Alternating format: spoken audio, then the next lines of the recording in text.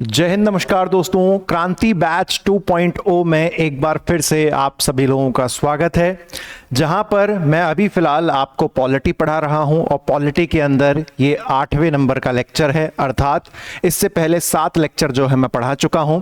आप सारे लेक्चर्स को व्यवस्थित एक्सेस कर सकते हैं हमारे चैनल की प्लेलिस्ट वाले सेक्शन में जाके, जहां पर आपको हर एक वीडियो को अलग अलग नहीं ढूंढना पड़ेगा। क्रांति बैच पॉलिटी के नाम से व्यवस्थित पूरी प्लेलिस्ट बनी है, वहां पर आप हर एक लेक्चर को जो है एक्सेस कर सकते हैं और उनको सीक्वेंस में देख सकते हैं। दोस्तों, मेरे सामने एक प्रश्न जो है विद्यार्थियों का एक मतलब कुछ ना कुछ हर बार लगातार आते रहते हैं। तो अभी फिलहाल जो एक प्रश्न ऐसा आ रहा है वो ये है कि सर, क्रांति बैच के अंदर एमपी कब से स्टार्ट होगी। कोई कहता है कि सर क्रांति बैच के अंदर साइंस कब से स्टार्ट होगी। तो दोस्तों, आज जब मैं इस लेक्चर को रिकॉर्ड कर रहा हूं, आज 11 मार्च 2025 है और 1 मार्च 2025 को बैच शुरू हुआ है हमारा क्रांति बैच। तो अभी 11 दिन ही तो हुए हैं, उसमें भी बीच में 1-2 संडे निकल गए होंगे और एक बार में 2 सब्जेक्ट चल रहे हैं। मैं आपको पॉलिटी पढ़ा रहा हूं और संदीप सर आपको इंडियन ज्योग्राफी के 3000 फैक्ट पढ़ा रहे हैं। इतने बेहतरीन फैक्ट हैं कि एक क्वेश्चन उसमें बाहर नहीं जाएगा ज्योग्राफी का आपका। तो एक बार में 2 ही चीज चलेंगी। हमको पता है ना कि हमको अगले 10 महीने में प्रीलिम्स का पूरा सिलेबस यहीं पर यूट्यूब चैनल पर ही क्रांति बैच के अंदर ही पढ़ना है, लेकिन एक बार में मैं 2 ही सब्जेक्ट जो है लेके चलना चाहता हूं ताकि बहुत ज्यादा हॉचपॉच जो है क्रिएट ना हो। और आप बार बार ये भूल क्यों जाते हो कि आपके पास क्रांति बैच के लेक्चर्स को देखने के साथ साथ मैंने जो प्रीलिम्स 2026 की सेल्फ स्टडी वीडियो बनाई थी, वहां पर मैंने आपको फैक्चुअल बुक्स की एक लिस्ट भी तो बताई थी। आपको वो फैक्चुअल बुक लिस्ट भी तो पढ़नी है। आप इस बात को भूल क्यों जाते हैं। क्रांति बैच आपका सहायक बन के चलेगा, आपको प्रीलिम्स की नैया पार निकलवा के देगा, लेकिन वो जो प्रीलिम्स की एक फैक्चुअल बुक लिस्ट हम आपको बताते हैं, आप उसको मत भूलिए कि वो पढ़ना भी आपकी एक जिम्मेदारी है। अगर आप उसको नहीं पढ़ेंगे तो आपको प्रीलिम्स में काफी परेशानी जो है देखने को मिलेगी। तो प्लीज मैं आपसे चाहूंगा कि आप अपना प्रीलिम्स की प्रिपरेशन को बुक लिस्ट के साथ भी आपको चलाना है और क्रांति बैच 2.0 के साथ भी चलाना है। आप में से जितने भी विद्यार्थियों को नहीं पता है कि मैंने उस वीडियो को कब अपलोड किया था, प्रीलिम्स 2026 स्ट्रेटेजी वीडियो, तो आप सिंपली हमारे YouTube चैनल पे जाइएगा और उसमें वीडियोस के सेक्शन में आप सर्च कर सकते हो। और अगर आपको उतना भी नहीं करना तो नॉर्मल YouTube पे आप टाइप कर देना MPPSC प्रीलिम्स 2026 स्ट्रेटेजी वीडियो। अगर पहले, दूसरे, तीसरे नंबर पे नहीं आएगी तो चौथे, 5वें नंबर पे आपको मेरी वीडियो जो है नजर आ जाएगी। बहुत सारे एस्पिरेंट्स उसको ऑलरेडी देख चुके हैं, तो वहां से आप वो बुक लिस्ट की जो है एक पर्ची बना सकते हो कि सर ने कौन सी बुक लिस्ट बताई थी जो हमको प्रीलिम्स 2026 के लिए पढ़नी है। 10 महीने का समय है, पढ़ना बहुत जरूरी है ना। हम नहीं चाहते कहीं से भी हमारी जो है कमजोर छूटे प्रिपरेशन। आप में से जो विद्यार्थी नए हैं, स्क्रीन पर इधर पॉज करिए और इसको पढ़ लीजिए, तो आपको क्रांति बैच और मेरी इस क्रांति और मेरे इस उद्देश्य के बारे में आपको समझ में आ जाएगा कि मैं यहां पर क्या करने का प्रयास कर रहा हूं। और दोस्तों, दरखास्त रहेगी आपसे कि जब भी कोई सब्जेक्ट चलता है तो कृपया उसको लेक्चर 1 से ही जो है आप पढ़ें, तभी आपको बेहतर तरीके से वो समझ में आ जाता है।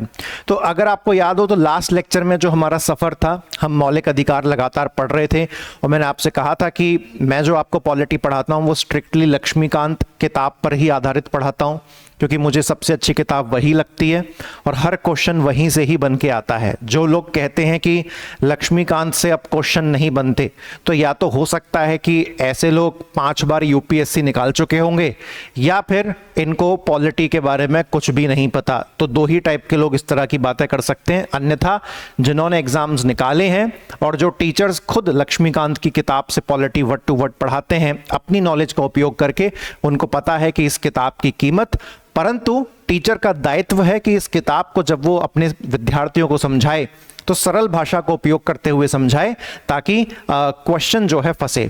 अगर आप लोग एक चीज का ध्यान देते हो कि जब मैं आपको मौलिक अधिकार यहां पर पढ़ाता हूं तो मैं हर आर्टिकल पे बहुत जोर देता हूं कि आपको ऐसा नहीं करना कि आर्टिकल की एक हेडिंग पढ़ ली कि इस आर्टिकल में ये लिखा है, ऐसा नहीं करना। चाहे वो आर्टिकल 19 हमने पढ़ा हो, 20 पढ़ा हो, 21 पढ़ा हो, 22 पढ़ा हो, आप देखते हो कि मैं आर्टिकल के सारे प्रोविजंस को आर्टिकल वाइज आर्टिकल, ये क्लॉज 1 है, ये क्लॉज 2 है, ये क्लॉज 3 है, तो खंड बाई इकाई खंड जो है हम उसको पढ़ते हैं। तो इसीलिए एक जनरल टाइप की स्टडी नहीं करनी है, वहां से क्वेश्चन नहीं फंसेगा एमपीपीएससी के डिफिकल्टी लेवल को देखते हुए।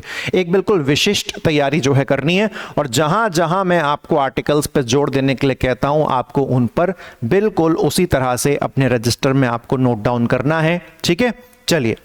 तो हमारा जो आज का जो सफ़र है वो शुरू होगा दोस्तों कहाँ से? वो शुरू होगा आर्टिकल नंबर 24 से। तो रेडी हो जाइए आर्टिकल नंबर 24 पढ़ने के लिए। आर्टिकल नंबर 24 से हमारी आज की कहानी जो है शुरू होगी। और आर्टिकल नंबर 24 क्या कहता है कि कारखानों आदि में बच्चों के नियोजन पर प्रतिषेध। ये मतलब सिंपल क्या कहा जा रहा है कि बच्चों को फैक्ट्रीज या अदर जगह पर ये रोजगार करवाने के लिए, काम करवाने के लिए इस पर जो है प्रतिबंध लगाया गया है। दोस्तों, अगर आपको आर्टिकल 24 से पहले का आर्टिकल याद हो जो हमने पढ़ा था, आर्टिकल नंबर 23, तो उसमें आपने अपने रजिस्टर में जरूर नोट्स में बनाया होगा कि आर्टिकल 23 किस चीज पर रोक लगाता है? मानव तस्करी। आर्टिकल 23 किस चीज पर रोक लगाता है दोस्तों? मानव तस्करी यानी कि ह्यूमन ट्रैफिकिंग, और बलपूर्वक कराई जाने वाला मजदूरी यानी कि फोर्स्ड लेबर। क्या इन दो चीजों में कहीं भी प्रत्यक्ष रूप से डायरेक्टली चिल्ड्रन यानी कि बच्चा शब्द का उपयोग किया गया? नहीं किया गया। परंतु अगर आप आर्टिकल 24 को ध्यान से देखते हैं तो उन्होंने स्पेसिफिकली बताया है कि यहां पर बच्चों का कारखानों में काम करना, उस पर जो है प्रतिबंध लगाया गया है। तो बिल्कुल क्लियर समझ में आ जाता है कि आर्टिकल 23 में जो शब्द उपयोग किए गए हैं ये बिल्कुल अलग उपयोग हैं, और आर्टिकल 24 में जो शब्द का उपयोग किया गया है वो शब्द बिल्कुल अलग है। तो यहां पर आपको किसी भी तरह से जो कंफ्यूजन है, जो किसी भी तरीके का डाउट है, वो आपको अपने दिमाग से हटा देना है। आइए दोस्तों, क्या कही जा रही हैं बातें। आर्टिकल 24 कह रहा है कि जो भी बालक 14 साल की उम्र से कम है, हम उसको ना तो किसी फैक्ट्री में काम करवाएंगे, हम ना उसको खदानों में काम करवाएंगे, या फिर कोई भी ऐसा खतरनाक वर्क नहीं करवाएंगे जहां पर उस व्यक्ति की, जहां पर उस बच्चे की जो जान है उसको क्या हो सकता है, उसको जो है तो खतरा हो सकता है। ठीक है ना? तो ऐसा हमको कुछ भी जो है यहां पर नहीं करवाना है। उसके बाद अगर आप आगे देखें कि ये जो आर्टिकल 24 है, ये जो आर्टिकल 24 है, ये बच्चों के रेफरेंस में प्राइवेट सेक्टर पर भी लागू होता है और गवर्नमेंट सेक्टर पर भी लागू होता है। अर्थात हमको ये नहीं कहना है कि आर्टिकल 24 बच्चों को सुरक्षा दे रहा है लेकिन केवल गवर्नमेंट सेक्टर में उनको काम करने से रोक रहा है। अगर कोई प्राइवेट सेक्टर में भी किसी 14 साल से कम उम्र के बच्चे से कोई भी फैक्ट्री में काम करवाता है, खदानों में काम करवाता है, या कोई भी खतरनाक वर्क करवाता है, तो फिर उसके अगेंस्ट भी आर्टिकल 24 के तहत जो है कार्यवाही की जाएगी। हमको इस बात का विशेष रूप से जो है ध्यान रखना है। तो प्राइवेट सेक्टर और सरकारी दोनों को कवर करता है आर्टिकल 24। यहां पर देखिए एक उदाहरण मैंने आपके लिए लगाया है कि एक बच्चा है जिसकी उम्र 14 साल से कम है और उसको जो है एक कोयले की खदान में काम करवाया जा रहा है। और अगर आप इस बच्चे को कोयले की खदान में काम करवा रहे हो तो इस बच्चे का कौन सा मौलिक अधिकार का हनन हो रहा है, वायलेशन हो रहा है? आर्टिकल 24, और आपके खिलाफ जो है कार्यवाही की जाएगी दोस्तों। अब हमको आर्टिकल 24 के प्रावधानों को देखना है, प्रोविजंस पर जो है हमको नजर डालनी है। तो जब मैं आर्टिकल 24 के प्रावधानों को देख रहा हूं तो मुझे उसके अंदर कोई विशेष रूप से आर्टिकल नजर नहीं आ रहे। ऐसा कुछ नजर नहीं आ रहा कि आर्टिकल 24 ब्रैकेट में 1, आर्टिकल 24 ब्रैकेट में 2, आर्टिकल 24 ब्रैकेट में 3। तो ऐसा सिस्टम यहां पर नहीं दिख रहा है। सबसे पहली जो सामान्य रूप से आर्टिकल 24 के अंदर जो सबसे पहली बात कही जा रही है वो क्या कही जा रही है कि खतरनाक उद्योगों में यानी कि हजार्डस इंडस्ट्रीज कौन कौन सी होती हैं? खतरनाक उद्योग जैसे कि मान के चलो कोई रासायनिक उद्योग है, केमिकल, जहां पर कुछ केमिकल वगैरह की चीज बनती है, या फिर पटाखा यानी कि फायर क्रैकर्स का उद्योग है। तो ये खतरनाक इंडस्ट्रीज जो है मानी जाती हैं। तो यहां पर हमको 14 साल से कम उम्र के बच्चे को जो है काम नहीं करवाना है। तो फैक्ट्रीज भी आ गई इसमें, खदानें भी आ गई इसमें, और अन्य प्रकार का कोई भी खतरनाक व्यवसाय जो है इसमें आ गया। तो पहली बात ये तो हमने ऑलरेडी पढ़ी लिया है ऊपर, है ना? अच्छा, उसके बाद केमिकल फैक्ट्री में बच्चे को काम करने से रोकना है, या एक्सप्लोजिव यानी कि पटाखा फैक्ट्री में काम करने से रोकना है। तो बस इतनी सिंपल सी बात है आर्टिकल 24 के अंदर। लेकिन यहां पर कुछ अपवाद भी हैं, यानी कि एक्सेप्शंस भी हैं, जिनका हमको ध्यान रखना है आर्टिकल 24 पढ़ते समय, कि आर्टिकल 24 कहां पर अब लागू नहीं होगा। तो उस बात का आपको ध्यान देना है। क्या क्या कह रहा हूं मैं, कि आर्टिकल 24 जो है ना, जो आपका अनुच्छेद 24 है, अनुच्छेद 24 कहां लागू नहीं होगा। अनुच्छेद 24 कहां लागू नहीं होगा। तो आइए दोस्तों जानते हैं। अगर कोई बच्चा 14 साल से कम उम्र का है परंतु वो किसी खतरनाक वर्ग में शामिल नहीं है, मतलब क्या है, बच्चा 14 साल से कम उम्र का है परंतु वो किसी खतरनाक व्यवसाय में शामिल नहीं है। तो अगर हम उम्र के हिसाब से देखें तो जी हां, बच्चा 14 साल की उम्र से छोटा है, परंतु फिर हमको यह भी देखना है कि वो जो काम कर रहा है वो कोई खतरनाक कार्य नहीं है। जैसे कि कोई बच्चा है जिसकी उम्र मात्र 12 साल है, लेकिन वो अपने पापा की दुकान पर स्कूल से आने के बाद बैठता है, तो ये कोई उससे जबरन कोई काम थोड़ी ना करवाया जा रहा है, फैमिली बिजनेस है, कर सकता है, कोई प्रतिबंध नहीं है, आर्टिकल 24 लागू नहीं होगा। एंटरटेनमेंट यानी कि कोई भी मनोरंजन से संबंधित, जैसे कि मान के चलो आपने टप्पू सेना का नाम सुना होगा, तारक मेहता का उल्टा चश्मा में जो बच्चे थे वो तो 14 साल से बहुत छोटे थे उम्र में, तब से काम कर रहे थे वो तो तारक मेहता में। तो क्या उनके खिलाफ आर्टिकल 24 मतलब तारक मेहता के जो प्रोड्यूसर हैं उनके खिलाफ आर्टिकल 24 ने एक्शन नहीं लिया?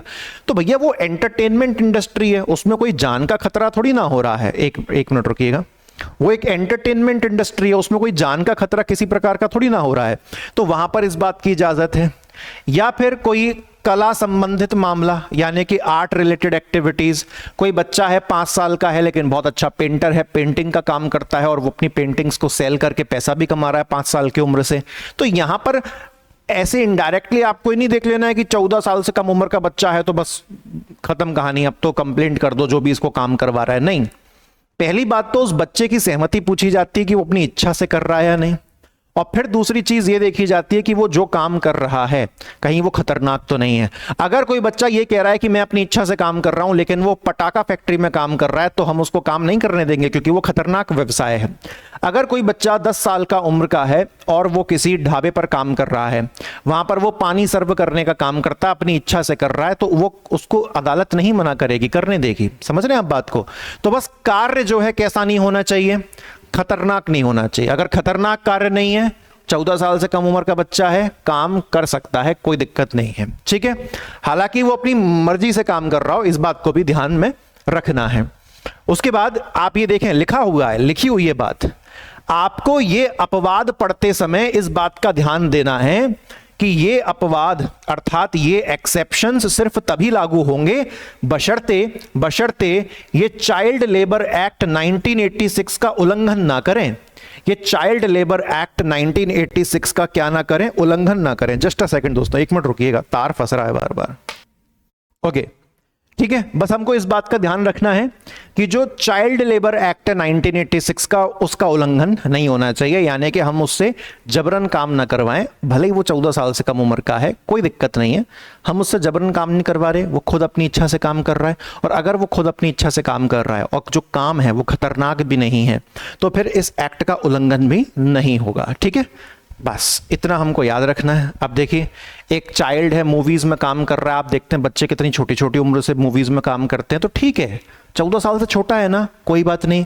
काम खतरनाक है क्या? नहीं। तो जब काम खतरनाक नहीं है तो ना तो आर्टिकल 24 का उल्लंघन हो रहा और ना ही चाइल्ड लेबर एक्ट 1986 का उल्लंघन हो रहा। ओके, चलो उसके बाद आगे बढ़े। अनुच्छेद 24 से संबंधित कुछ कानून, अनुच्छेद 24 से संबंधित कुछ कानून, तो जैसे कि एक कानून तो मैंने आपको अभी बता ही दिया, 1986 का बाल श्रम अधिनियम, चाइल्ड लेबर एक्ट 1986। ये वैसे कायदे से क्या कहता है, सुनिएगा। हम लोग बस जल्दबाजी में ये चीज पढ़ जाते हैं कि चाइल्ड लेबर एक्ट ये कहता है कि 14 साल से कम उम्र वाले बच्चे को काम नहीं करवाना, लेकिन आगे भी पढ़ो, 14 साल से कम उम्र वाले बच्चे को काम नहीं करवाना। कहां काम नहीं करवाना? खतरनाक व्यवसायों में काम नहीं करवाना, हजार्डस एरिया में काम नहीं करवाना। अर्थात वो अपनी मर्जी से कहीं नॉन रिस्क वाले एरिया में काम करना चाहता है तो कर सकता है, मत रोकिए आप उसको फिर, ठीक है। अच्छा, उसके बाद अगर हम और देखें, और कौन सा एक्ट है जो आर्टिकल 24 के साथ साथ काम कर रहा है? एक है आपका खान अधिनियम यानी कि माइंस एक्ट। ये कब का है? 1952 का है। इसने क्या कहा हुआ है? इसने ध्यानपूर्वक देखिएगा, इसने जो भी बच्चे 18 साल से कम उम्र के हैं उनको खदानों में काम करने से रोका हुआ है। समझ गए आप बात? जो भी बच्चे, यहां पर 14 साल का रूल लागू नहीं हो रहा क्योंकि खदानें हैं, ये और ज्यादा खतरनाक होती हैं, तो 14 साल से भी काम नहीं चलेगा। जो व्यक्ति 18 साल से कम उम्र का है, कितने से कम उम्र का है? बिलो 18 ईयर्स, मतलब अगर 18 साल का भी है तो 18 साल का है तो उसको एडल्ट मान लिया जाएगा, वयस्क मान लिया जाएगा। तो फिर ऐसी परिस्थिति में वो खदान में काम कर सकता है, परंतु अगर वो 18 साल से कम उम्र का है तो वो खदान में काम नहीं कर सकता। ये कहां लिखा है? तो ये खान अधिनियम माइंस एक्ट 1952 में लिखा है। जैसे कि आप यहां पर देखें, एक बच्चा है 16 साल की उम्र का, तो क्या ये 14 से बड़ा है? जी हां, ये 14 से बड़ा है। क्या ये 18 से छोटा है? तो जी हां, यह 18 से छोटा है। अगर हम ये माइंस एक्ट 1952 सही तरीके से पढ़ के नहीं जाएंगे तो वहां पर हमको जाते ही क्या दिखेगा? बोले हम आर्टिकल 24 पढ़ के आए, वहां पर 14 साल लिखा रहता था। अब ये बच्चा 14 साल से बड़ा है तो मतलब फिर तो ये खदान में काम कर सकता है। लेकिन जस्ट अभी आपने माइंस एक्ट 1952 में पढ़ा कि जब भी खदानों की बात आती है, माइंस की बात आती है, तो फिर वहां पर 14 साल का क्राइटेरिया फॉलो नहीं होता, वहां पर यह क्राइटेरिया फॉलो होता है कि 18 साल से कम उम्र का बच्चा भी खदानों में काम नहीं कर सकता। तो 14 तो छोड़ो, अगर 18 से भी छोटे हो तो भी माइंस में काम नहीं कर सकते। यानी कि ये जो 16 साल का बच्चा है, भले ही ये 14 साल से बड़ा क्यों नहीं है, परंतु माइंस में काम करने के लिए आपको 18 या 18 से बड़ा होना जरूरी है, और ये तो मात्र 16 का ही है, तो ये माइंस में काम नहीं कर सकता। उसके बाद दोस्तों बात करें अगर हम फैक्ट्रीज एक्ट, कौन से एक्ट की बात करें? कारखाना अधिनियम। और फैक्ट्रीज एक्ट किस वर्ष का है? 1948 का है। ये क्या बोलता है? ये कहता है कि जो बच्चे 14 साल से कम उम्र के हैं उनको फैक्ट्रीज में काम करवाया नहीं जाएगा। मतलब यहां पर अर्थ क्या निकल गया कि अगर कोई 14 के बराबर या 14 से बड़ा है वो बच्चा फैक्ट्रीज में काम कर सकता है, यही मतलब निकल के आ रहा है। लेकिन यहां पर आप देखें कि जो, अब मान के चलो ना कि 14 साल से छोटा है तो काम नहीं कर पाएगा फैक्ट्री में, लेकिन अगर वो 14 साल से बड़ा है, परंतु वो 18 साल से छोटा है, समझ रहे हैं आप बात? अगर वो 14 साल से बड़ा है और 18 साल से छोटा है, मतलब 14 और 18 के बीच में उसकी उम्र है, तो क्या वो माइंस में काम कर सकता है? नहीं, माइंस में काम नहीं कर सकता। माइंस में काम करने के लिए 18 के बराबर या 18 से ज्यादा, परंतु फैक्ट्रीज में काम करना है तो जैसे ही तुम 14 या 14 से ऊपर के हो जाओगे फैक्ट्रीज में काम कर सकते हो। परंतु इस बात का ध्यान देना है कि कोई भी ऐसा बच्चा जो 14 से तो बड़ा है पर 18 से छोटा है, तो इस उम्र में काफी सारी कंडीशंस संतुष्ट होनी चाहिए, तभी काम कर पाएगा। और जैसे ही वो 18 या 18 से ऊपर का हो गया तो फिर तो वो जहां मर्जी काम कर सकता है, इंक्लूडिंग माइंस में भी काम कर सकता है। तो 14 से 18 साल का बच्चा फैक्ट्रीज में काम कर जरूर सकता है, लेकिन उसे कुछ विशेष शर्तों का पालन करना पड़ेगा। और वो विशेष शर्त क्या है? वो विशेष शर्त बिल्कुल सिंपल सी है कि 14 से 18 साल के बच्चे को फैक्ट्री में काम पर हम लगा तो लेंगे, परंतु वो जो काम है वो खतरनाक नहीं होना चाहिए। वो जो फैक्ट्री का काम है वो क्या नहीं होना चाहिए? वो खतरनाक नहीं होना चाहिए। मतलब कोई ऐसी फैक्ट्री है जहां पर प्लास्टिक के लंच बॉक्स बनते हैं तो है फैक्ट्री, लेकिन क्या प्लास्टिक के लंच बॉक्स कोई खतरनाक फैक्ट्री है? जी नहीं। तो 14 से 18 साल की उम्र का जो बच्चा है, यानी कि अगर कोई बच्चा 15 साल की एज में है तो ये वो प्लास्टिक के टिफिन बनाने वाली फैक्ट्री में काम कर सकता है। परंतु अगर कोई बच्चा 15 साल का है और फैक्ट्री किसकी है? फैक्ट्री है मान के चलो आप ग्लास यानी कि कांच की, तो कांच की फैक्ट्री भी हजार्डस में आ जाती है, रिस्की काम होता है उसमें भी। तो फिर ये 15 साल की उम्र वाले बच्चे को हम कांच की फैक्ट्री में काम करने की इजाजत नहीं देंगे, भले ही ये 14 से ऊपर क्यों नहीं है, क्योंकि 14 से 18 वाले में हमको विशेष रूप से ध्यान रखना है कि 14 से 18 में वही बच्चा फैक्ट्री में काम कर सकता है अगर वो फैक्ट्री खतरनाक कार्य वाली नहीं है, और अगर वो फैक्ट्री खतरनाक कार्य वाली है तो उस बच्चे को इंतजार करना पड़ेगा 18 साल का हो जाऊं तभी जाके फैक्ट्री में काम कर सकूंगा। ठीक है दोस्तों। उसके बाद एक यहां पर है किशोर न्याय अधिनियम 2015, यानी कि जुवेनाइल जस्टिस एक्ट 2015।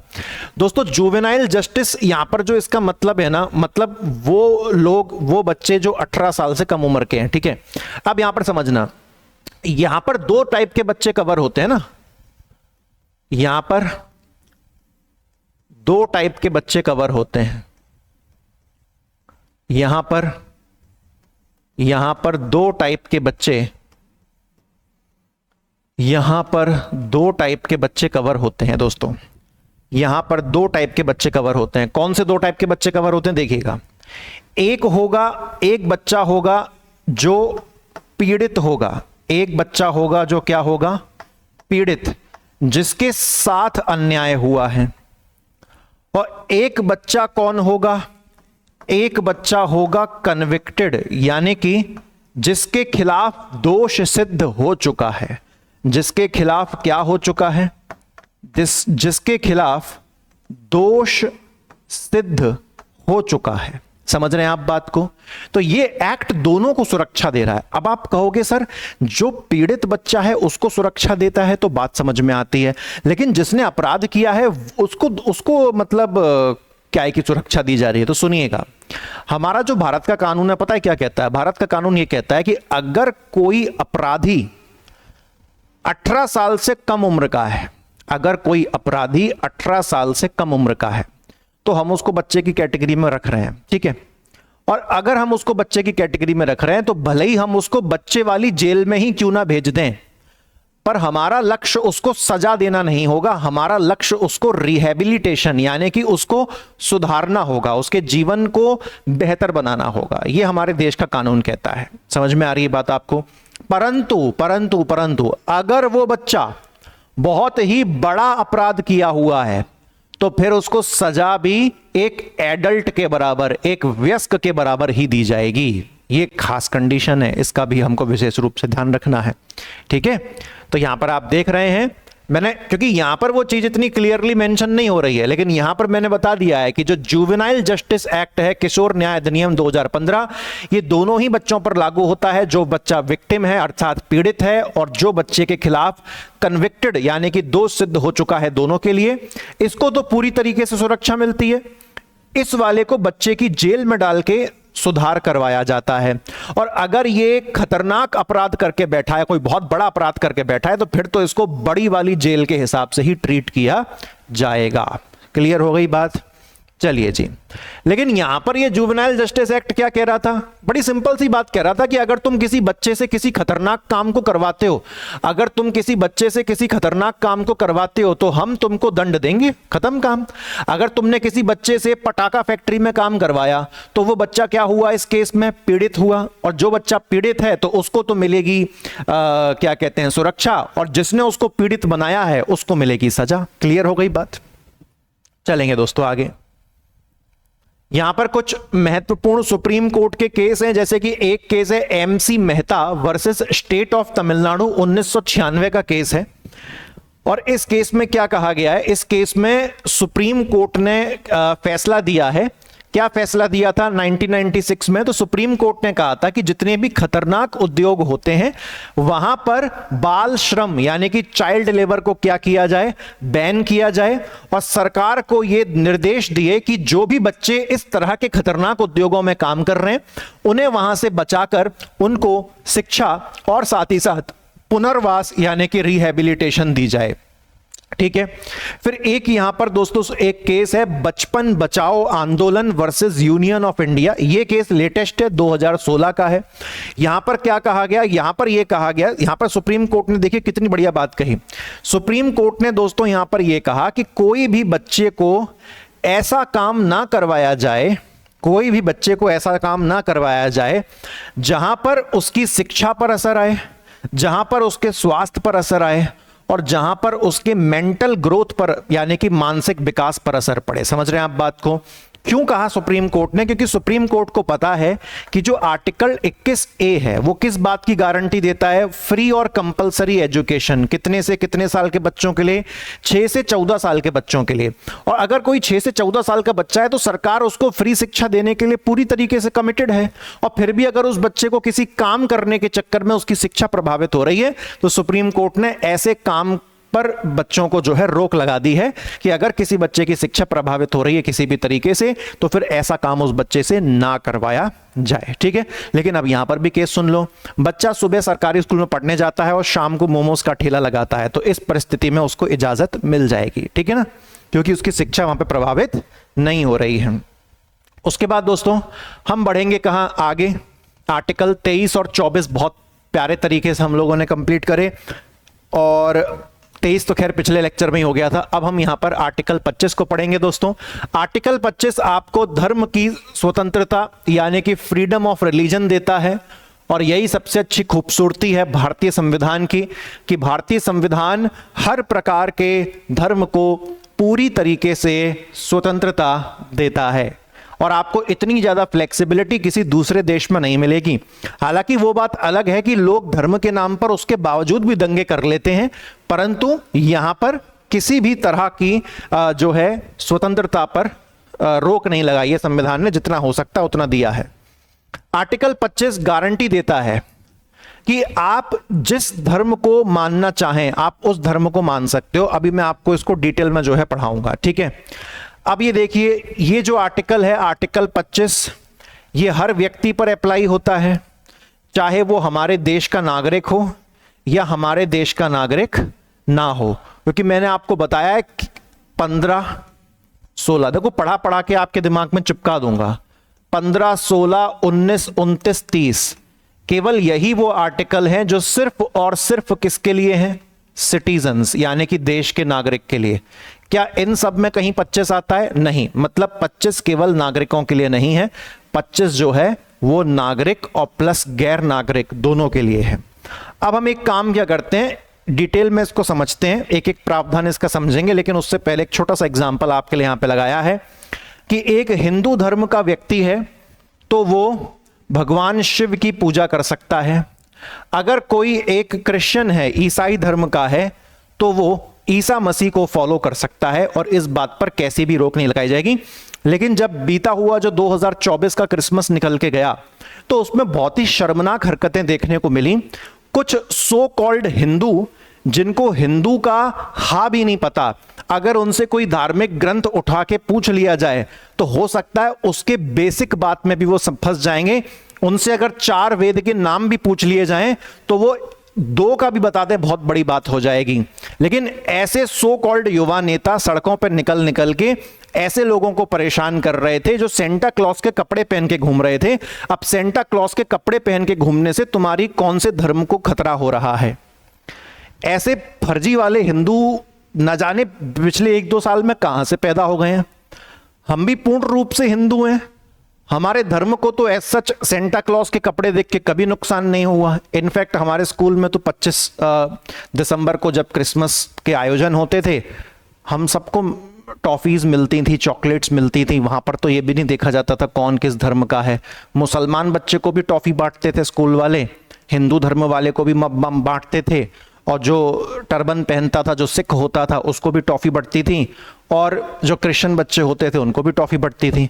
हमारा स्कूल कहने को कॉन्वेंट स्कूल था, लेकिन हमारी 60 बच्चों की क्लास थी, उसमें से केवल 3 क्रिश्चियन थे। बड़ी अजीब बात है, और सब खुश होके आराम से रहते थे। बट आजकल इसीलिए जो बेरोजगारी है वो काफ़ी खतरनाक हो गई है, क्योंकि फिर जो बेरोजगारी है वो इतना सनकी रूप ले लेती है, मैं समझता हूँ। लेकिन जो व्यक्ति पढ़ा लिखा है और फिर भी किसी कारणवश बेरोजगार है तो वो ऐसी हरकत नहीं करेगा, क्योंकि उसकी जो पढ़ाई लिखाई है वो आड़े आ जाती है और उसको ऐसी जाहिलों की हरकत करने से रोकती है। बट अच्छी बात यह है कि अगर पुलिस सही काम करे तो ऐसे फर्जी युवा नेताओं को पकड़ के बढ़िया तरीके से वो जो तेल पिला के लठ होते हैं स्टेशन में उनसे कुटाई करनी चाहिए, तब इनको पता चलेगा। और थोड़ा सा इनको इनके धर्म का ज्ञान भी दे देना चाहिए कि एग्जैक्टली सनातन धर्म क्या है। बेटा पहले जान ले, जितना जानेगा अपने धर्म के बारे में उतना तू तने हुए पेड़ की तरह नहीं रहेगा, उतना तेरे अंदर शालीनता आ जाएगी, उतनी तेरे अंदर नर्मता आ जाएगी। लेकिन कौन समझाए ऐसे लोगों को। तो यहां पर हमारे देश में आप कोई भी धर्म का जो है पालन कर सकते हो, ठीक है। अब हम समझेंगे प्रावधान बाई प्रावधान। आर्टिकल 25 है, हमने समझ लिया धर्म की स्वतंत्रता है, फ्रीडम ऑफ रिलीजन है। लेकिन अगर किसी आर्टिकल के अंदर प्रॉपर बटे हुए प्रोविजंस हैं तो आपको पता है कि मैं हर एक प्रोविजन आपको पढ़ाऊंगा, क्योंकि जरूरी थोड़ी ना है वो आर्टिकल 25 ही पूछ ले। क्या पता आर्टिकल 25(1) पूछ ले, आर्टिकल 25(2) पूछ ले, आर्टिकल 25(3) पूछ ले, है कि नहीं। तो आर्टिकल 25 अगर 1 पूछता है तो उसमें क्या क्या लिखा हुआ है, आइए हम यहां पर देखें। आर्टिकल 25(1) में यह लिखा हुआ है कि कोई भी व्यक्ति है उसको ये नीचे दिए हुए अधिकार दिए जाएंगे। क्या अधिकार दिए जाएंगे, वापस सुनिए। आर्टिकल 25(1) क्या कहता है? आर्टिकल 25(1) कहता है कि कोई भी इंडिविजुअल है, चाहे ये हमारे देश का नागरिक हो या फिर ये हमारे देश का नागरिक ना हो, कोई फर्क नहीं पड़ता। आर्टिकल 25(1) कहता है कि ये अधिकार हर व्यक्ति को दिए जाएं इंडिया के अंदर। और ये क्या अधिकार हैं दोस्तों, आइए जरा हम देखें ये अधिकार क्या है। तो पहला अधिकार है अंतर आत्मा की स्वतंत्रता, यानी कि फ्रीडम ऑफ कंसाइंस। इसका मतलब क्या है? अंतरात्मा मतलब मैं अपने मन में जिस धर्म को मानना चाहूं, मुझे पूरी स्वतंत्रता है, मैं उसी धर्म को मानूंगा।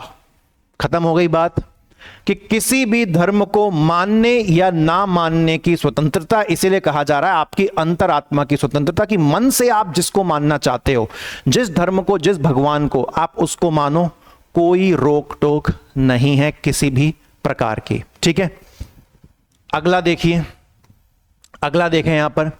अगला है राइट टू प्रोफेस, यानी कि धर्म को मानने का अधिकार।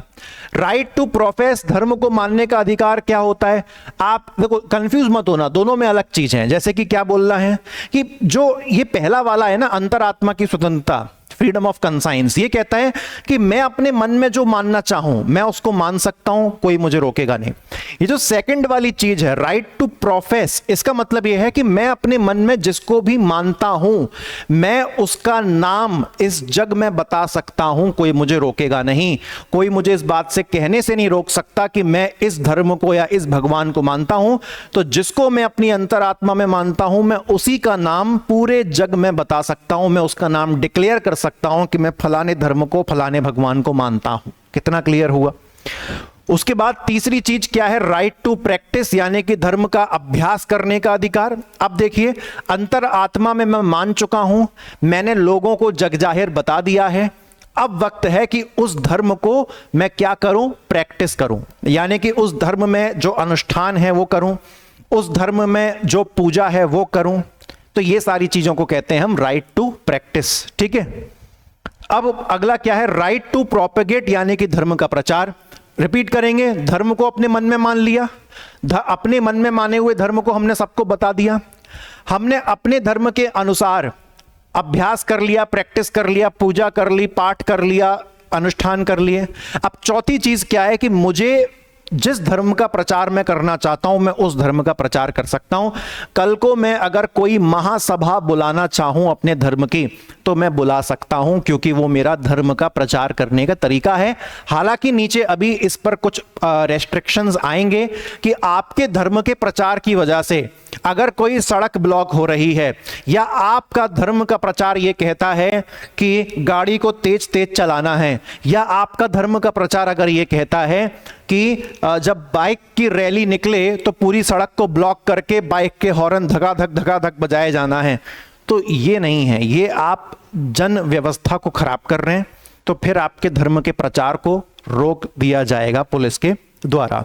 तो ये चार चीजें हमको याद रखनी है। चारों अधिकार कहां से प्राप्त हो रहे हैं? 25(1) से। तो 25(1) कितने अधिकार दे रहा है आपको? टोटल 4 अधिकार दे रहा है। अब दोस्तों क्या आता है? 25-1 वापस से आ रहा है, 25-1 वापस से आ रहा है, लेकिन ध्यान से सुनना, 25-1 जो वापस आ रहा है, अब इसके ऊपर क्या क्या प्रतिबंध लगाए जाते हैं वो हमको समझना है। यानी कि ध्यान देने वाली बात क्या है कि ऐसा नहीं है कि 25-1 के अंदर अधिकार लिखे हैं और 25-2 के अंदर प्रतिबंध लिखे हैं, नहीं नहीं, 25-1 के अंदर 4 अधिकार हैं और उन्हीं 4 अधिकारों पर जो रेस्ट्रिक्शंस हैं, जो प्रतिबंध हैं, वो भी 25-1 के भीतर ही लिखे गए हैं। ठीक है, क्लियर हुआ? कट टू कट चलना है। क्या लिखा हुआ है? सार्वजनिक व्यवस्था यानी कि पब्लिक ऑर्डर नहीं बिगड़ना चाहिए तुम्हारे ऊपर के 4 राइट फॉलो करने के चक्कर में। उसके बाद मोरालिटी यानी कि नैतिकता पर कोई असर नहीं आना चाहिए। मतलब तुम अपने धर्म का प्रचार कर रहे हो तो इसके चक्कर में तुम कुछ ऐसा मत करो जो समाज में नैतिकता के खिलाफ है, जो समाज में एक मोरालिटी के खिलाफ है। तो ऐसा हमको कुछ काम नहीं करना अपने 4 अधिकारों को फॉलो करने के चक्कर में। उसके बाद हेल्थ यानी कि स्वास्थ्य, यानी कि आप जो भी अनुष्ठान कर रहे हो उससे किसी दूसरे के स्वास्थ्य पर कोई गलत असर नहीं पड़ना चाहिए। मान के चलो आपका धर्म ये कह रहा है कि हमको सड़क पर रैली निकालनी है और हमको हाथों में जो कोयले लेने हैं और कोयले को इधर से उधर फेंकना है, जस्ट फॉर एग्जांपल, या उस कोयले में हमको सूखी लाल मिर्चें घुसानी है, तो धुआं निकलेगा बुरा वाला, लोग खांस खांस के मर जाएंगे। तो आपको ऐसा कोई भी अनुष्ठान नहीं करना है अपने धर्म के अंदर में जिससे दूसरों की जान को क्या हो जाए दोस्तों, खतरा हो जाए। ठीक है, जैसे कि आप यहां पर देखें कि सनातन धर्म के अंदर जो सती प्रथा का चलन चल रहा था, कायदे से मैं आपको बता दूं कि सनातन धर्म कभी भी सती प्रथा की इजाजत नहीं देता था। जो लेटर वैदिक एज थी, यानी कि वैदिक काल के जो बाद का समय था, वहां पर लोगों ने इसको एक ट्रेंड के रूप में जो है शुरू कर दिया था, जबकि ऐसा धर्म कभी नहीं कहता है। तो सती प्रथा आप देखें तो कहने को ये धर्म का एक हिस्सा लोगों ने इसको बना दिया, धर्म का हिस्सा लोगों ने बना दिया। धर्म का हिस्सा था नहीं, लेकिन बदकिस्मती से वही धर्म मान लिया जाता है जो लोग कह देते हैं। जो धर्म का हिस्सा लोगों ने बना दिया, पर चूंकि ये भले ही तुम्हारे धर्म का हिस्सा हो, परंतु ये समाज में एक गलत उदाहरण भेजता है, ये समाज की नैतिकता के अगेंस्ट है, ये सामाजिक व्यवस्था के अगेंस्ट है। आप इस किसी भी महिला को इतनी दर्दनाक आप मृत्यु नहीं दे सकते हो, इसीलिए सती प्रथा पर क्या लगा दिया गया, बैन लगा दिया गया। इतना क्लियर हुआ? कायदे से सती प्रथा को अगर आप देखें तो राइट टू लाइफ यानी कि जीवन का अधिकार जो उस महिला का है वो भी टूट रहा है वहां पर। तो सती प्रथा तो एक साथ बहुत सारे फंडामेंटल राइट्स को तोड़ने का काम करती है। उसके बाद दोस्तों आर्टिकल 25(1) के बाद अब अगला कौन सा आर्टिकल है हमारा, वही है आर्टिकल 25(2). तो 25(1) में क्या था, 4 अधिकार और उन 4 अधिकारों पर लगने वाले प्रतिबंध यानी कि रेस्ट्रिक्शंस। अब 25(2) वही आर्टिकल 25 का हिस्सा है, लेकिन क्या कहता है, ये कहता है राज्य का अधिकार यानी कि स्टेट की अथॉरिटी किस चीज को कंट्रोल करने के लिए, रिलीजियस इंस्टीट्यूशंस को यानी कि धार्मिक संस्थानों को कंट्रोल करने के लिए। जैसे कि दोस्तों यहां पर क्या कहा जा रहा है, सबसे पहला शब्द क्या बोला, सोशल वेलफेयर एंड रिफॉर्म यानी कि सामाजिक कल्याण और सुधार। The government can make laws to eliminate social evils within religion, यानी कि क्या कहा जा रहा है, आर्टिकल 25(2), ध्यान पूर्वक जब रजिस्टर में लिखो तो मेरे शब्दों में लिखना, आर्टिकल 25(2) सरकार को यह शक्ति दे रहा है, सरकार को आर्टिकल 25(2) क्या दे रहा है, शक्ति दे रहा है, पावर दे रहा है, अधिकार दे रहा है कि सरकार चाहे तो किसी भी धर्म के अंदर जो कुप्रथाएं हो रही हैं, जो सामाजिक रूप से जो सोशल इविल हो रहे हैं, उनको सरकार क्या कर सकती है, खत्म करवा सकती है, बंद करवा सकती है। इतनी चीज आप सभी को क्लियर हुई? उसके बाद सेकंड चीज क्या कही गई है, सेकंड चीज कही गई है कि secular activities associated with religion यानी कि धर्म से जुड़ी लौकिक गतिविधियां, non religious activities like temple administration can be regulated. क्या कहा गया, सबसे पहले तो किसी भी धर्म के अंदर जो कुप्रथाएं हैं उनको हटाना है, पहली बात तो यह कही गई। स्टेट चाहे हटा सकता है। स्टेट का मतलब क्या है, अगर पीछे के लेक्चर पढ़े हैं, स्टेट का मतलब क्या है, आर्टिकल 12 के अनुसार। तो हां, तो कुप्रथाएं हटा दी किसी भी धर्म के अंदर, ये स्टेट को पावर दी गई है, सरकार को पावर दी गई है। सरकार को एक पावर और दी गई है कि जितने भी गैर धार्मिक कार्य हैं, यानी कि किसी मंदिर का प्रशासन संभालना, तो मंदिर का प्रशासन संभालना ये डायरेक्टली कोई धार्मिक काम नहीं है, ये एक तरीके का प्रशासनिक काम है। तो अगर कोई भी ऐसा काम जो किसी धर्म के अंदर है परंतु प्रशासनिक नेचर का है, एडमिनिस्ट्रेटिव नेचर का है, तो सरकार उसे भी क्या कर सकती है, कंट्रोल कर सकती है। इतनी चीज आप सभी को क्लियर हो गई। जैसे कि आप यहां पर देख सकते हैं, ठीक है, इतना काफी रहेगा। यहां पर कुछ सुप्रीम कोर्ट के केसेस हैं, जैसे कि शिरूर मठ का केस है, शिरूर मठ का केस है। तो शिरूर मठ का केस जो है यहां पर क्या कह रहे हैं, सुप्रीम कोर्ट ने कहा कि आर्टिकल 25 सिर्फ और सिर्फ किस चीज की सुरक्षा करता है, essential religious practices, essential religious practices यानी कि आवश्यक धार्मिक प्रथाएं।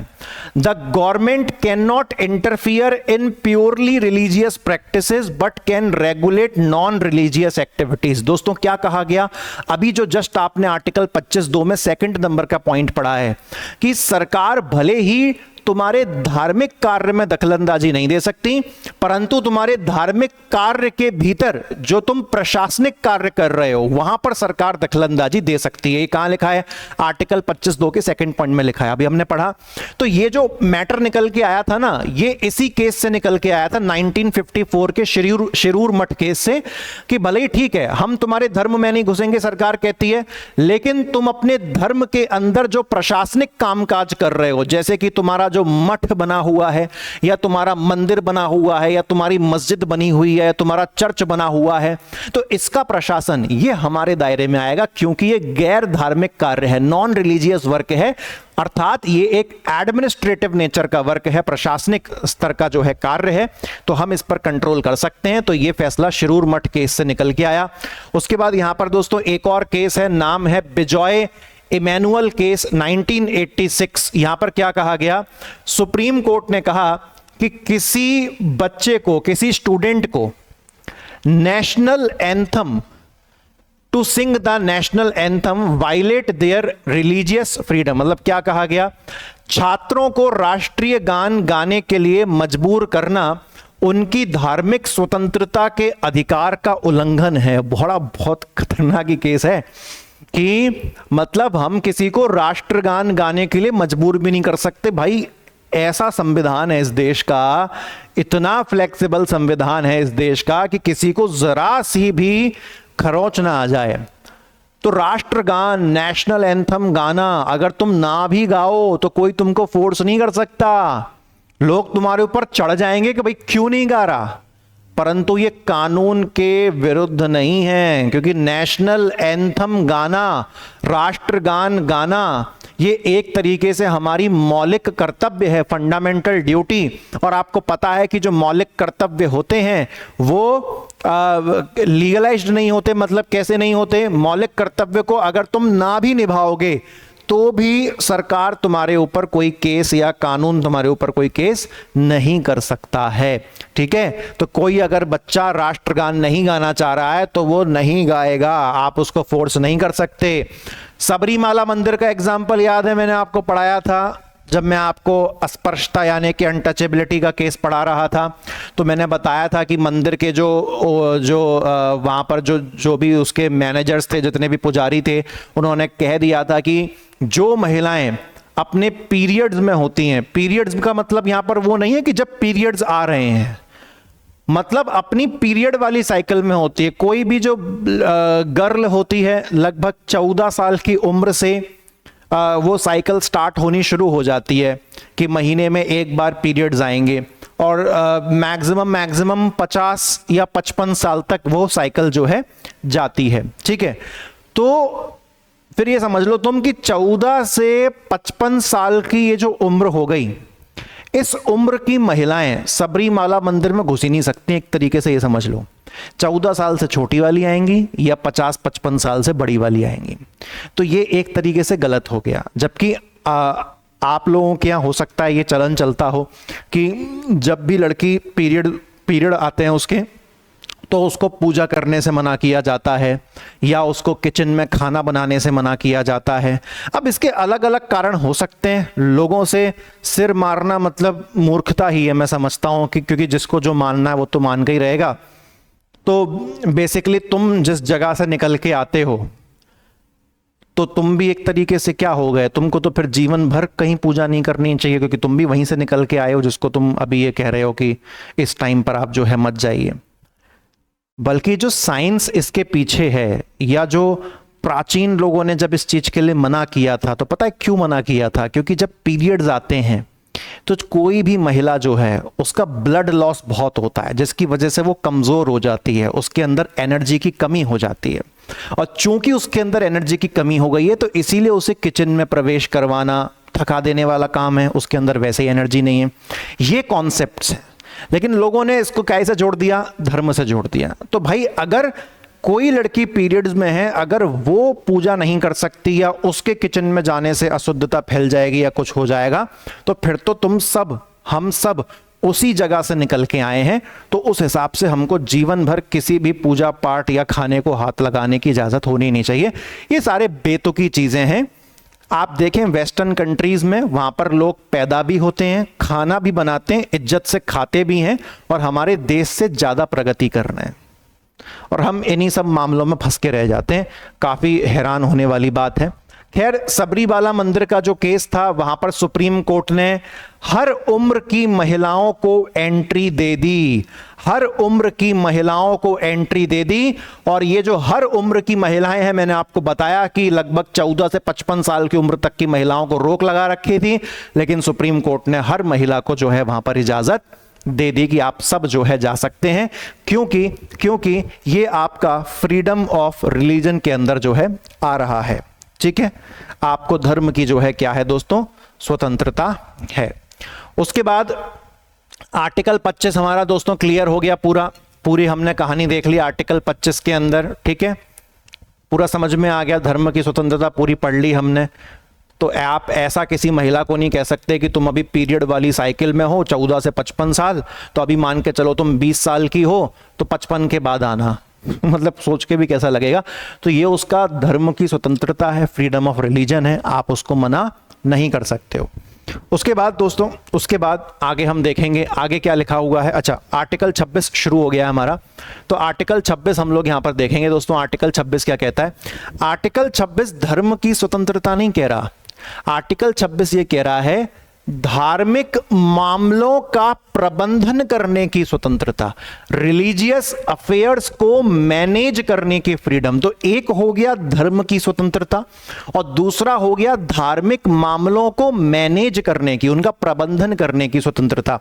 तो यहां पर दोस्तों मैं आपको एक चीज जो है बता देता हूं, यहां पर मैं आपको एक चीज बता देता हूं। अगर आप एक बहुत सिंपल सा डिफरेंस यहां पर समझना चाहो आर्टिकल 25 और आर्टिकल 26 के बीच में, आर्टिकल 25 जो स्वतंत्रता दे रहा है वो इंडिविजुअल्स को दे रहा है। आर्टिकल 25 जो स्वतंत्रता दे रहा है वो इंडिविजुअल्स को, यानी कि व्यक्तियों को, लोगों को स्वतंत्रता दे रहा है। और आर्टिकल 26 जो स्वतंत्रता दे रहा है ये किसे दे रहा है? ये ग्रुप्स को, यानी कि समूहों को स्वतंत्रता दे रहा है। ये ग्रुप्स को यानी कि समूहों को स्वतंत्रता दे रहा है। क्यों? क्योंकि जो धार्मिक प्रबंधन किया जाता है, जो रिलीजियस अफेयर्स को मैनेज किया जाता है, वो एक व्यक्ति का काम नहीं है, वो एक पूरे समुदाय का काम है। तो यहां पर आर्टिकल 26 पूरे एक धार्मिक समुदाय को एक साथ बात कर रहा है, और आर्टिकल 25 हर इंडिविजुअल की अलग अलग धर्म की स्वतंत्रता की बात कर रहा था। तो आइए यहां पर हम लोग देखें, सीधे हम यहां से अपना पहला प्रावधान ही जो है शुरू करते हैं, है ना। जैसे कि एक एग्जाम्पल, अगर आर्टिकल 26 का आप सिंपल एग्जाम्पल देखना चाहो, हिंदुओं के मंदिर, सिखों के गुरुद्वारे, मुस्लिमों की मस्जिदें और क्रिश्चियन के चर्च, इन सारे धर्मों को अपने अपने धार्मिक प्रबंधन करने का क्या है? अधिकार है, स्वतंत्रता है। आर्टिकल 26 को दोस्तों अब मैं कैसे डिवाइड करूंगा, यहां पर अब मैं इसको प्रावधान के हिसाब से डिवाइड करूंगा। तो आर्टिकल 26 में कौन कौन से प्रावधान आते हैं, प्रोविजंस आते हैं दोस्तों, ये हमको बात समझनी पड़ेगी। जैसे कि इसमें सबसे पहला प्रावधान क्या आता है? Right to establish and maintain religious institution, यानी कि आपके धर्म ने कोई धार्मिक संस्थान बनाई है तो आपके पास अधिकार है कि आप अपने धर्म की कोई भी धार्मिक संस्था, बनाई नहीं है तो बना सकते हो, और अगर बना ली है तो आप अपनी उस धार्मिक संस्था का रख रखाव कर सकते हो। यह पूरे आर्टिकल 26 में नहीं लिखा ये आर्टिकल 26 का जो प्रावधान नंबर 1 है, जो ए कहा जा रहा है, आर्टिकल 26A वहां पर लिखा है। जैसे कि मैंने आपको बताया कि आर्टिकल 26 किसी एक व्यक्ति के धर्म की स्वतंत्रता की बात नहीं करता, पूरे एक धार्मिक समूह की स्वतंत्रता की बात करता है कि कल को कोई भी एक धर्म का एक समूह है, ग्रुप है, तो ये लोग अपना संस्थान बना सकते हैं और अपने इस संस्थान के जरिए ये अपने धर्म को तो आगे बढ़ा ही सकते हैं और इसके साथ साथ ये कोई भी दान पुण्य का काम करना चाहे तो उसको भी जो है ये कर सकते हैं। ठीक है, अच्छा आगे जैसे कि यहां पर देखो कि जो हिंदू समुदाय है, अगर वो कहीं पर अपना मंदिर बनाना चाह रहा है या मंदिर से संबंधित कोई ट्रस्ट बनाना चाह रहा है तो वो उसको बना सकता है, कोई दिक्कत वाली बात नहीं है। ऐसा ही कोई भी धर्म का व्यक्ति भी बना सकता है। फिर आर्टिकल 26B देखो, आर्टिकल 26B क्या कहता है? धार्मिक मामलों के प्रबंधन का अधिकार। अब जैसे कि देखो आर्टिकल 26A में तुमने क्या बनाया? आर्टिकल 26A में तुमने एक अपना धार्मिक संस्थान बनाया या फिर उसका रखरखाव किया, ये आर्टिकल 26A के अंदर आ गया। पक्की बात, आर्टिकल 26A के अंदर पक्की बात क्लियर हुई कि मैं अगर किसी समुदाय का पार्ट हूं, मैं अगर किसी धार्मिक ग्रुप का पार्ट हूं, तो मुझे अपने धर्म से संबंधित संस्थान, हमारे पूरे ग्रुप को हमारे धर्म से संबंधित संस्थान बनाने का अधिकार है और उसका रखरखाव करने का अधिकार है। तो यहां पर एक शब्द आ रहा है रिलीजियस इंस्टीट्यूशन, यानी कि धार्मिक संस्थान। लेकिन जब तुम आर्टिकल 26B पढ़ते हो तो यहां पर संस्थान नामक शब्द कुछ नहीं आ रहा, यहां पर केवल अपने धर्म से संबंधित मामलों का प्रबंधन करने का अधिकार आ रहा है, right to manage religious affairs. अब यहां पर मतलब क्या निकला कि हर धार्मिक समुदाय को, हर रिलीजियस ग्रुप को, हर धार्मिक समुदाय को यह अधिकार दिया गया है कि वो अपने धर्म से संबंधित मामलों को खुद से मैनेज कर सकते हैं। क्या बोला गया? अपने धर्म से संबंधित मामलों को, अपने धर्म से संबंधित मामलों को, अपने रिलीजन से रिलेटेड मैटर्स को वो खुद मैनेज कर सकते हैं, वो खुद मैनेज कर सकते हैं, वो खुद मैनेज कर सकते हैं। चीज क्लियर हुई? यानी कि जो सरकार है वो किसी भी तरह का इंटरफीरेंस यानी कि हस्तक्षेप नहीं करेगी। क्लियर हो गई बात? हालांकि इस पर कुछ रेस्ट्रिक्शंस भी हैं, प्रतिबंध भी हैं। मतलब तुम अपने धर्म का कोई भी काम मैनेज करना चाह रहे हो, तुम कर सकते हो, तुम्हारा पूरा अधिकार है।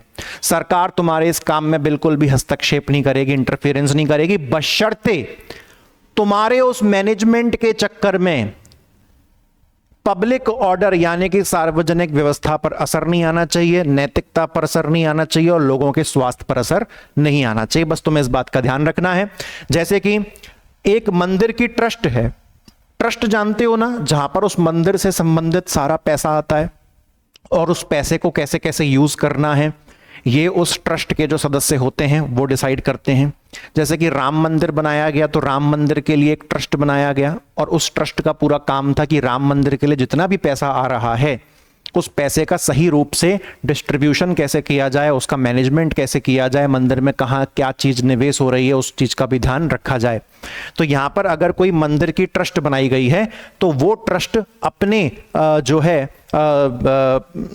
रिचुअल्स यानी कि उस मंदिर में पूजा अनुष्ठान क्या होनी चाहिए, क्या कहाँ पर क्या अनुष्ठान होना चाहिए, क्या रीति रिवाज फॉलो होने चाहिए, तो वो सारी चीजें कौन डिसाइड कर सकता है? मंदिर की ट्रस्ट डिसाइड कर सकती है। ठीक है, अच्छा उसके बाद आगे चलें, आगे चलें।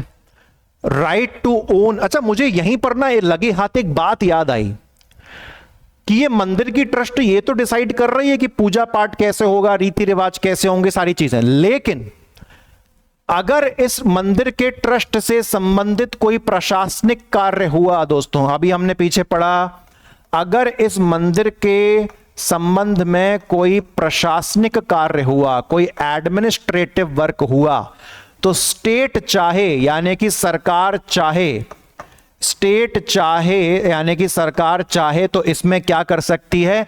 वो इसमें इंटरफियर कर सकती है। अभी हमने शिरूर मठ केस में पढ़ा था वो चीज शिरूर मठ केस में सुप्रीम कोर्ट ने क्या कहा? यही तो कहा था कि अगर नॉन रिलीजियस वर्क है, गैर धार्मिक कार्य है, प्रशासनिक कामकाज है, तो फिर सरकार वहां पर घुस सकती है। लेकिन जब तक तुम केवल अपने धर्म से संबंधित रीति रिवाज, अनुष्ठान, रिचुअल्स, इन पे कंट्रोल कर रहे हो, तो ये तुम्हारा पूरा अधिकार है। और ये जो तुम्हें अधिकार प्राप्त हो रहा है, वो अधिकार तुम्हें आर्टिकल 26B से जो है प्राप्त हो रहा है। इतनी चीज क्लियर हो गई। और जो सरकार तुम्हारे प्रशासनिक टाइप के काम में घुस सकती है, वो कहां से बात पड़ी थी हमने? याद करो, आर्टिकल 25(2) का सेकंड नंबर का पॉइंट था। ठीक है, अच्छा। अब ऐसे ही दोस्तों आर्टिकल 26C है, तो एक बार रिवाइज कर लें। आर्टिकल 26A क्या कह रहा है? आर्टिकल 26A मुझे मेरे धर्म से संबंधित धार्मिक संस्थान बनाने की जो है धार्मिक संस्थान बनाने की, अरे यार पूरी स्पेलिंग की 12 बज गई। रिलीजियस इंस्टीट्यूशंस, रिलीजियस इंस्टीट्यूशंस, धार्मिक संस्थान की स्थापना यानी कि उसका एस्टैब्लिशमेंट, और उसी के साथ साथ उसका मैनेजमेंट यानी कि रख रखाव। और वहीं दूसरी ओर जो आर्टिकल 26B था, ये हमको किस चीज का अधिकार देता है? कि हमारे धर्म से संबंधित मतलब मामले, अफेयर्स का मतलब क्या होता है? अफेयर्स का मतलब होता है मामले, कि हमारे धर्म से संबंधित मामलों का जो मैनेजमेंट है, जो प्रबंधन है, उस पर हमारा कंट्रोल होगा। उस पर क्या होगा? उस पर हमारा कंट्रोल होगा। अब ऐसे ही 26C को देख लेते हैं। 26C ने क्या लिखा है? 26C कहता है right to own and acquire property, यानी कि संपत्ति रखने और प्राप्त करने का अधिकार। अब यहां पर क्या मतलब निकल रहा है? आइए दोस्तों देख लेते हैं जरा। ये कह रहा है कि जो धार्मिक समूह होते हैं, जो रिलीजियस ग्रुप्स होते हैं, ये प्रॉपर्टी को जो है खरीद सकते हैं, प्रॉपर्टी को अपने पास रख सकते हैं। अभी बताऊंगा यहां पर कौन से टाइप की प्रॉपर्टी की बात हो रही है। आपको 26C में यह समझ में आ गया कि प्रॉपर्टी को खरीदने का और प्रॉपर्टी को अपने पास उसके स्वामी बनने का अधिकार। लेकिन यहां पे कौन सी प्रॉपर्टी की बात हो रही है? दोस्तों दो टाइप की प्रॉपर्टी होती है, एक होती है चलित और एक होती है अचलित। मूवेबल प्रॉपर्टी मतलब कोई भी रिलीजियस ग्रुप है, कोई भी धार्मिक संगठन है, उनको कुछ ना कुछ डोनेशंस मिलते रहते हैं, तो ये हो गई कौन सी प्रॉपर्टी? मूवेबल प्रॉपर्टी, क्योंकि आप इस पैसे को एक जगह से दूसरी जगह ले जा सकते हो। अब चूंकि ये पैसा तुम्हारे धार्मिक संस्थान को मिला है, तो तुम पूरा कंट्रोल करो इस पे, कोई दिक्कत नहीं है हमें। वहीं पर कुछ इमूवेबल प्रॉपर्टीज भी होती हैं, यानी कि अचलित, जिनको तुम इधर से उधर नहीं ले जा सकते। जैसे कि तुम्हारी धार्मिक संस्थान की जमीन, या तुम्हारी धार्मिक संस्थान की कोई बिल्डिंग, या तुम्हारे धर्म से संबंधित कोई मंदिर बना हुआ है किसी जगह, कोई आश्रम बना हुआ है किसी जगह, है ना, तो ये हो गई अचलित प्रॉपर्टी। तो कोई भी धार्मिक संस्थान है, मैंने आपको क्लियर कट बता दिया कि भैया पूरा का पूरा जो आर्टिकल 26 है, ये केवल एक व्यक्ति पर लागू नहीं हो रहा है, ये पूरे धार्मिक समूह पर लागू हो रहा है। तो ये जो रिलीजियस ग्रुप है, ये चलित और अचलित, मूवेबल एंड इमूवेबल, दोनों ही टाइप की प्रॉपर्टीज को एक्वायर कर सकता है, यानी कि ले सकता है, खरीद सकता है, और उसका स्वामी बन के रह सकता है, उसका ओनर बन के रह सकता है। मैंने दोनों के आपको एग्जाम्पल दे दिए हैं। ठीक है, जैसे कि अगर कोई मस्जिद है या कोई चर्च है, तो ये कानूनी तरीके से, ये शब्द जरूरी है, तो ये कानूनी तरीके से जिस जमीन को खरीदना चाहें खरीद सकते हैं, जिस बिल्डिंग को खरीदना चाहें खरीद सकते हैं। मान के चलिए मेरा मंदिर का एक ट्रस्ट है, और हम ट्रस्ट वालों के पास इस वर्ष 2 करोड़ का जो है डोनेशन आया। 2 करोड़ में से हमने 50 लाख की एक जमीन खरीद ली, वहां पर हमारा आश्रम बन रहा है, तो बिल्कुल बन सकता है, अधिकार है हमको। कहां लिखा है ये पूछ रहे हो? 26C में लिखा है, क्लियर कट लिखा है, कोई नहीं रोक सकता हमें। उसके बाद देख लो आर्टिकल 26 के अंदर कितने प्रावधान आ रहे हैं। लास्ट प्रावधान है आर्टिकल 26D। ये क्या कहता है? ये कहता है कि मैं अपनी प्रॉपर्टी जो भी मैंने ली है, तो मैं अपनी उस प्रॉपर्टी का प्रशासन संभाल सकता हूं कानून के अनुसार ही, इसका अधिकार मुझे है। आइए और देखते हैं जैसे कि कोई भी धार्मिक समुदाय है, इनके पास जो भी प्रॉपर्टी, जो भी संपत्ति है, ये अपनी प्रॉपर्टी का प्रशासन खुद मैनेज कर सकते हैं, परंतु कुछ कानूनी रोक यहां पर भी लगा रखी हैं। जैसे कि सरकार अगर चाहे तो ऐसी प्रॉपर्टी का प्रशासन, सरकार अगर चाहे तो ऐसी प्रॉपर्टी का प्रशासन अपने हाथ में ले सकती है अगर सरकार को लगे कि इस प्रॉपर्टी का दुरुपयोग हो रहा है या फिर यहां पर भ्रष्टाचार यानी कि करप्शन हो रहा है। समझ रहे हैं ना बात को, कि यानी कि जो भी प्रॉपर्टी मेरे पास है, मैं अगर एक धार्मिक ग्रुप हूं और मेरे पास जो भी प्रॉपर्टी है, तो मैं अपनी उस प्रॉपर्टी को खुद से उसका प्रशासन जो है कर सकता हूं। अभी तक आपने 26C के अंदर प्रॉपर्टी खरीदने की और उसकी स्वामी बनने की बात करी थी, लेकिन उसी प्रॉपर्टी का प्रशासन संभालने की बात 26D में हो रही है। तो तुम संभालो अपनी प्रॉपर्टी का प्रशासन, लेकिन अगर सरकार को यह पता चला कि तुम उस इलाके का, उस जगह का दुरुपयोग कर रहे हो या कोई गलत काम कर रहे हो या कोई तुम भ्रष्टाचार कर रहे हो, तो फिर सरकार तुम्हारी उस प्रॉपर्टी का जो प्रशासन है वो अपने हाथों में ले लेगी। इतना काम क्लियर हो गया आप सभी को। जैसे कि अगर सरकार चाहे तो मंदिरों को जो पैसा प्राप्त होता है वो उसका लेखा परीक्षण यानी कि ऑडिटिंग करवा सकती है, कितना पैसा कहां से क्या आ रहा है। वरना पता चला कि कोई अपना ब्लैक मनी मंदिर की डोनेशन में लगा रहा है और मंदिर की जो ट्रस्ट है वो उस व्यक्ति के लिए कुछ ना कुछ खरीद रही है, तो उस व्यक्ति ने क्या किया कि अपना जो ब्लैक मनी है मंदिर को दे दिया और मंदिर ने उसी व्यक्ति के लिए कुछ खरीद के दे दिया, हो गया व्हाइट मनी।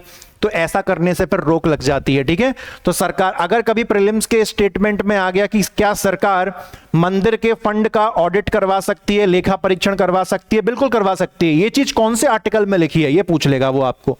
तो इसका संबंध किससे है? आर्टिकल 26D से, यानी कि प्रॉपर्टी का प्रशासन सरकार अपने हाथों में ले सकती है अगर सरकार को लगे कि कुछ गड़बड़ हो रही है। इतना क्लियर हुआ। चलो उसके बाद और क्या लिखा हुआ है। तो ओवरऑल हमने यहां पर आर्टिकल 26 को दोस्तों पूरी तरीके से पढ़ा। तो आप देखिए, जैसे आर्टिकल 25 धर्म की स्वतंत्रता, ऐसे ही आर्टिकल 26 पर भी कुछ कितने प्रतिबंध लगे हुए हैं, 3 रेस्ट्रिक्शंस लगी हुई हैं। वही सेम कि तुम्हारा जो धार्मिक संस्थान है, तुम्हारा जो धार्मिक ग्रुप है, तुम अपना काम खुद संभालो, आर्टिकल 26 कह रहा है। परंतु तुमको 3 बातों का ध्यान रखना है। सार्वजनिक व्यवस्था, पब्लिक ऑर्डर नहीं बिगड़ना चाहिए, नैतिकता नहीं बिगड़नी चाहिए और लोक स्वास्थ्य यानी कि पब्लिक हेल्थ पर कोई समस्या नहीं आनी चाहिए। तो इस प्रकार दोस्तों हमने अपना आर्टिकल 26 पूरा किया, जहां पर धार्मिक समूहों को अपना धर्म संभालने का अधिकार मिला हुआ है। और टोटल इसके अंदर हमने कितने प्रावधान पढ़े? 26A, 26B, 26C और 26D। क्लियर हुआ दोस्तों? यहां पर भी जैसे कि यहां पर देखो एक प्रतिबंध का एग्जाम्पल दिया गया है। अगर किसी मंदिर में जानवरों की बलि दी जाती है तो सरकार इसको रुकवा सकती है, क्योंकि ये नैतिकता के विरुद्ध है। ठीक है, क्लियर हुआ। कुछ इंपॉर्टेंट केसेस, तो शिरूर मठ केस, ये तो मैंने आपको बता ही दिया है। शिरूर मठ केस में जो सबसे बड़ा निष्कर्ष निकल के आया है, एक बार फिर से रिपीट कर देता हूं कि धर्म के अंदर, धर्म को मैंने अंग्रेजी में लिखा रिलीजन, इतना तो मेरे ख्याल से सब लोग समझ ही जाते हैं। धर्म के अंदर अगर कोई गैर धार्मिक काम है, अगर कोई गैर धार्मिक काम है, गैर धार्मिक को कुछ गलत मत समझ लेना, गैर धार्मिक मतलब जिसका डायरेक्टली धर्म के रीति रिवाज से संबंध नहीं है, यानी कि प्रशासनिक टाइप का काम है। अगर कोई नॉन रिलीजियस वर्क है, तो कल को आप गैर धार्मिक कार्य को ना समझ पाओ कि नॉन रिलीजियस वर्क क्या होता है, तो ये कुछ नहीं, ये प्रशासनिक काम है ना, एडमिनिस्ट्रेटिव वर्क है। अगर कोई नॉन रिलीजियस वर्क है तो इसका कंट्रोल सरकार अपने पास ले सकती है। सरकार नहीं बोलूंगा, स्टेट शब्द का उपयोग करूंगा, क्योंकि स्टेट शब्द में आर्टिकल 12 के तहत सारी सरकारें आ जाती हैं। तो इसका कंट्रोल स्टेट अपने पास ले सकता है। और क्लियर कर दिया मैंने आपको शिरूर मठ केस। और ये जो पूरी बात दोस्तों कही गई है, ये कौन से अनुच्छेद के अनुसार कही गई है, ये पूरा जो मैंने आपको लिखवाया है, ये आर्टिकल आर्टिकल 25(2) के अंदर जो है ये बात लिखी हुई है। ठीक है, चलो उसके बाद इसको नोट डाउन कर लेना। फिर एक SP Mittal versus union of India का केस है ना। यहां पर ये बोला गया था कि जो औरोबिंदो सोसाइटी है, औरबिंदो सोसाइटी को ये कहा गया कि ये एक धार्मिक ग्रुप नहीं है, क्योंकि ये कंप्लीटली धर्म पर आधारित नहीं था। यानी कि औरबिंदो सोसाइटी, कल को तुम अपना एक समाज स्थापित कर लो और वो समाज एक सोच पर आधारित हो, ना कि किसी धर्म पर आधारित, तो फिर वो ये आर्टिकल 26 जो आप पढ़ के आए हो, फिर यहां पर वो लागू नहीं होगा। आर्टिकल 26 के दायरे में वो नहीं आएगा। फिर आप जो आर्टिकल 26 के भीतर जो 4 अधिकार आपने पढ़े हैं, फिर वो 4 अधिकार जो है दोस्तों आपको वहां पर बिल्कुल भी नहीं मिलेंगे। ठीक है, कहां गया? हाँ, तो आर्टिकल 26 के अंदर जितने भी आपको अधिकार हैं, वो अधिकार फिर आपको जो है वहां पर नहीं मिलेंगे। ठीक है, अच्छा ये था तो सही, ओके। तो इसलिए औरबिंदो सोसाइटी को जो है एक धार्मिक संप्रदाय, एक धार्मिक ग्रुप का दर्जा जो है यहां पर नहीं दिया गया। तो सोच पर आधारित सोसाइटी आर्टिकल 26 के अंदर वो 4 अधिकार हासिल नहीं कर पाएगी। तो वो धर्म पर आधारित समाज होना चाहिए, तभी आपको आर्टिकल 26 के अंदर जो 4 अधिकारों की बात की गई है वो आपको मिलेगी। परंतु चूंकि जो औरोबिंदो समाज था ये पूरी तरीके से धर्म पर आधारित नहीं था, इसीलिए इसको इस दायरे से, आर्टिकल 26 के 4 अधिकारों के दायरे से जो है इसको हटा दिया गया। और फिर यहां पर अगर आप अगला केस देखें, तिरुपति बालाजी टेम्पल केस 2002, तो यहां पर सुप्रीम कोर्ट ने क्या कहा कि तिरुपति बालाजी में दोस्तों आपको पता है कि भयंकर फंडिंग आती है, अंधा पैसा आता है, बिल्कुल खतरनाक। तो यहां पर जो स्टेट गवर्नमेंट थी, तो स्टेट गवर्नमेंट मतलब सुप्रीम कोर्ट ने स्टेट गवर्नमेंट को बोला कि तुम तिरुपति बालाजी में जो फंड आ रहा है, जो पैसा आ रहा है, तुम उसका प्रशासन संभाल सकते हो, ताकि उस पैसे का दुरुपयोग ना हो, करप्शन ना हो। इतनी चीज क्लियर आ गई। तो मैंने आपको क्लियर कट बता तो दिया कि किसी भी मंदिर को जो भी पैसा प्राप्त होता है, उस पैसे को देखना यह धार्मिक काम नहीं है। पैसा देखना धार्मिक काम नहीं है, यह नॉन रिलीजियस वर्क है, गैर धार्मिक कार्य है। और इस प्रकार के गैर धार्मिक कार्य को गवर्नमेंट अपने कंट्रोल में ले सकती है, और चाहे तो वो इसकी ऑडिटिंग भी करवा सकती है। गवर्नमेंट अपने कंट्रोल में लेगी तो सबसे पहली चीज उसकी ऑडिटिंग ही करवाएगी। ठीक है ना साहब, लेखा परीक्षण करवाएगी, कहां कहीं कुछ पैसे का घपला वगैरह तो नहीं चल रहा। मैं यहां पर दोस्तों देख रहा हूं कि आर्टिकल 28 लग गया है और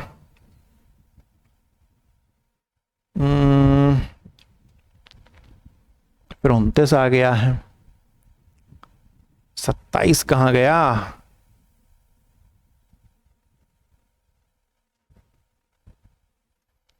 सत्ताईस वाला कहां गया? कोई बात नहीं, चलो वैसे भी टाइम हो ही गया है, 1 घंटे के आसपास समय ऑलरेडी हो गया है। तो मैं आज के लेक्चर को दोस्तों जो है यहीं विराम दूंगा, क्योंकि मैं चाहता नहीं कि ज़्यादा बड़े बड़े लेक्चर्स आपके लिए बनाऊं। समय की कमी अपने पास नहीं है, 10 महीने हैं। अगर हम समय का दुरुपयोग ना करें, बर्बाद ना करें, 1-1, 2-2 महीने बर्बाद कर दिए, कोई दिक्कत नहीं। तो समय की टेंशन मत लो, समय बहुत है, आराम से अपना पूरा सिलेबस हम निपटाएंगे। जब हम आखिरी के 2-3 महीने में क्रांति बैच चला के क्वेश्चन फंसा सकते हैं, तो यहाँ तो 10 महीने में है, तो पूरा प्रयास करेंगे। तो 1 घंटे का लेक्चर ही रिकॉर्ड करना पूरा उद्देश्य है। जैसे ऑनलाइन कोर्स में मैं अपनी जो मेरी गाड़ी का इंजन है वो 2 घंटे से पहले बंद नहीं होता, सेम तरीके से यूट्यूब पर अगर मैं किसी चीज़ को पढ़ा रहा हूँ तो मैं प्रयास करता हूँ उसको 1 घंटे में ख़त्म कर दूँ। अगला पार्ट लॉन्च कर दूंगा, वहाँ पर आप उसको पढ़ लेना। और यहाँ तो मुझे 27 आर्टिकल दिख ही नहीं रहा, तो मैं देखूंगा कि भाई PDF में कहाँ मुझसे मिस हो गया। तो आज के लेक्चर को हम यहीं पर विराम देंगे। हालांकि अगले लेक्चर में हम 27, 28, 29 और 30 ये 4 आर्टिकल्स को जो है हम लोग दोस्तों वहां पर कवर करेंगे। इतना क्लियर है आप सभी को? जैसे आज हमने कौन कौन से पढ़ लिए, 24 पढ़ लिया, 25 पढ़ लिया, 26 पढ़ लिया, है ना, 26 भी पढ़ लिया हम लोगों ने। तो अब बड़े बड़े आर्टिकल्स होते हैं, समझाना पड़ता है यार, क्योंकि मैं फिर एक दुविधा में फंस जाता हूं कि यार अब मेरे लिए दुविधा नहीं है, क्योंकि मेरा सीधा सा मानना यह है कि पढ़ाओ तो अच्छा पढ़ा हो, और सिर्फ पढ़ाने में नहीं, आप कुछ भी काम कर रहे हो, अगर आप खेती कर रहे हो तो पूरे मन लगा के खेती करो, वहां पर भी बहुत अच्छा फिर आपको जो भी है मिलेगा। अगर आप किसी और फील्ड में काम करते हो तो उसको भी आप बेस्ट जो है काम करिए, है कि नहीं। अब मुझे इस बात से बिल्कुल फर्क नहीं पड़ता कि मेरे ये लेक्चर कोई देख रहा है नहीं देख रहा है, कोई बात नहीं, इट्स ओके, कंप्लीटली फाइन। ठीक है, चलो, थैंक यू, मिलते हैं फिर आपसे अगले लेक्चर में। और हाँ, चूंकि आज 11 मार्च हो गई ना, तो 12 मार्च को भी लेक्चर लूंगा, 13 मार्च की होलिका दहन है, उस दिन भी लेक्चर लूंगा, तो मैं फिर 13 मार्च को ही आपको हैप्पी होली विश करूंगा। ठीक है, चलो, थैंक यू।